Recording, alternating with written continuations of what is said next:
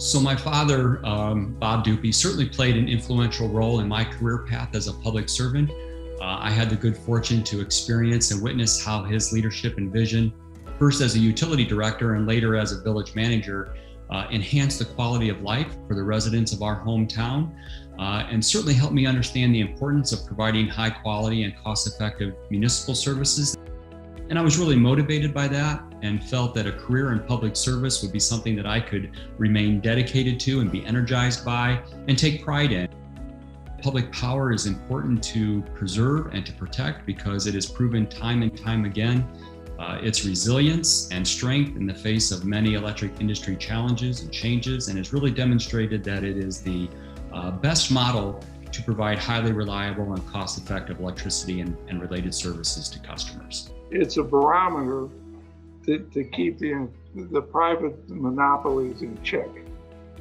And that's how Cleveland Public Power came to be. It was our mayor, Johnson, believed that if you let these monopolies, these private-owned monopolies go, they would eventually own everything, and you needed to keep some kind of check on them. And that's what public power has done all these years. It's reined them in and kept check on them. Let's say you've got a pothole and somebody calls in and says, there's a pothole out here on Main Street and can't you get that fixed? Well, if you own you go out there and you check the pothole, and you know why there's a pothole? Well, there's a pothole because a sewer has caved in underneath it and is sucking dirt away. And so to dig down, you got to go down maybe 6 feet. Well, you've got to stabilize that utility pole. Now that only requires a bucket truck to come out and hold the top of it while you do it. If that's an investor-owned utility, you'll be 2-3 weeks scheduling that. If you're a public power community, you talk to your electric supervisor, you say, go out there and hold that pole. You get the sewer people out there, and within a day, you got the pothole fixed. Now that's the kind of control that, I use that as an example, but those kinds of tasks happen all the time where it really has nothing to do with the electric system at all, other than you just need the electric people there to hold their pole. I think that local control, the people in the community felt that was important. I think that AMP provided the organization that the city needed to really maintain and improve that utility. The two words that come to mind for me are really joint action. This is the central focus. It is the strength of the AMP organization. It's really all about the members working collaboratively as one to achieve our public power goals. It helps save Cleveland, to tell you the truth. Without it, we would have never saved the system. So that's one thing they can hang on their hat. I think, if my stats are right, once AMP was formed, we never lost a municipal electric system in the state of Ohio to an IOU. It stopped all of the buying and all of the takeovers. And I think it's still that way today.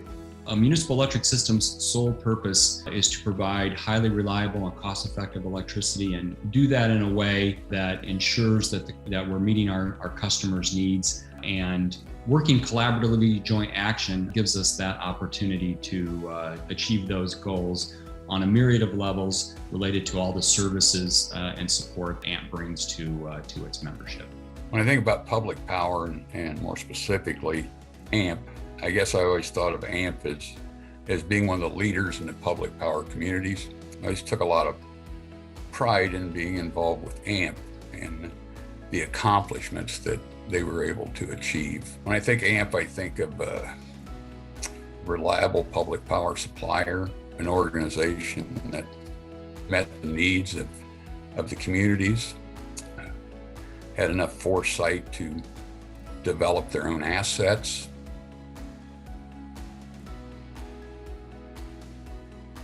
Coming from St. Mary's more, maybe I understand a little more about that history, having been involved with Ken Hageman all those years. But I think I can remember him going to DC and fighting in federal court for things at that time that they wanted from Dayton Power and Light, and some of the other investor-owned utilities. And I think they finally figured out from losing those battles that the only way they were going to get any place was if they figured out a way to organize in Ohio. One of the biggest things that happened at CPP is we got transmission rights from the license conditions of the nuclear plants. Same thing down in Hamilton, they got transmission. And it enabled AMPO to negotiate a agreement with AP to have transmission rights through the AP organization for all of the different communities. And that's what basically opened up and let the individual munis survive. It was all this transmission rights that was presented in different ways through the different fights that we had. As AMP Ohio, we decided that we wanted to own assets. We had dabbled with Gorsuch Station. We knew about we'd owned Belleville, but really we didn't have a lot of other assets. We had some diesel generation at places and things, but we're talking about going big time electrical generation assets to be a player, to be a real player, to come to the table along with the investor owns.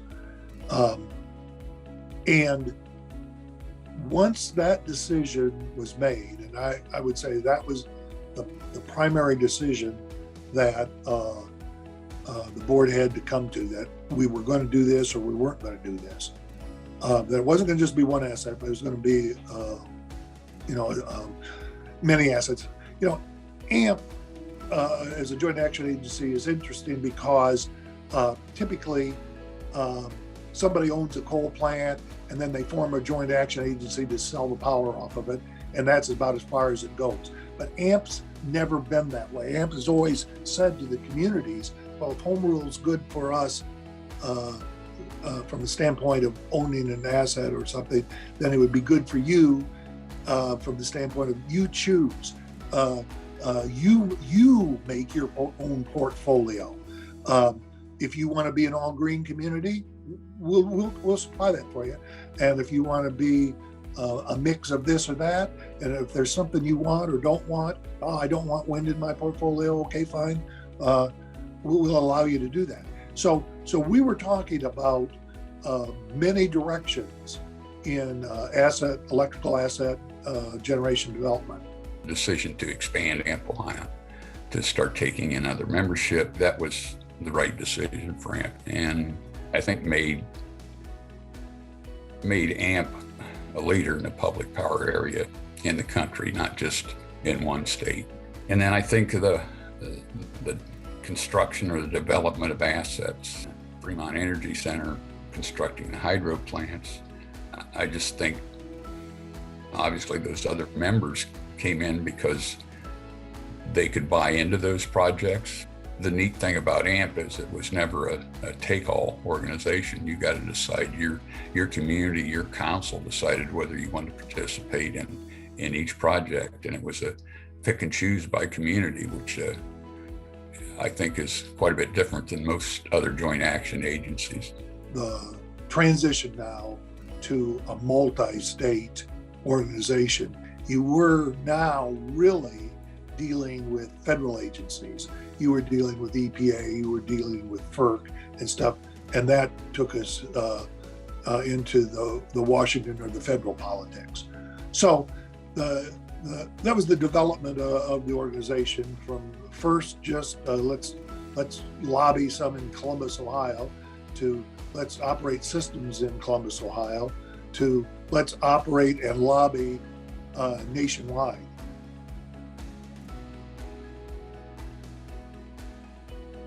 So I think without understanding history and the hard-fought battles won by public power, we may lose the significance and understanding of the value that public power offers, potentially creating an environment for short-term, uninformed decisions or mistakes, which could have serious repercussions or detrimental impacts for the organization and its members. You need to know where you were, how you got out of it, because it could happen to you overnight again. That's my feeling. You got to know where you came from to figure out where you're going. I never realized how many munis there were, and getting everybody together and have joint fights. Because in Cleveland, we attempted to fight everything by ourselves. And the city of Hamilton was the same way. They fought everything by themselves. And once we got together in that room, we figured it out. By joining together, we could fight better, and bring the rest of the guys, the rest of the munis into the picture. It all helped because everybody can contribute something. I think the most important thing for AMP to focus on is, and I think it always has, continue to always put the needs of the members first. What's in the members' best interest? What's in that community's best interest? I think that's why AMP's the leader in the public power community today, is because it just it maintains that contact with its membership. Looking to the future, I think it will be most important for AMP and its members to remain resolute and focused on communicating and educating customers on the central principles and goals and mission of public power, who we are, why we do it, why it's important. Customers need to understand the value of what public power offers to maintain its stability and maintain its strength. Listen, I just wish you a very happy 50th anniversary and looking forward to 50 more over the next 100 years.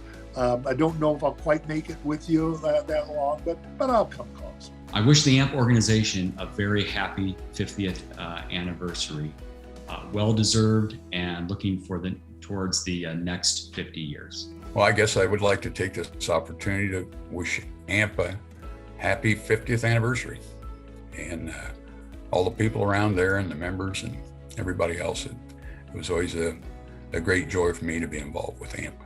My anniversary wish for the organization is to keep strong, keep striving, and keep the faith.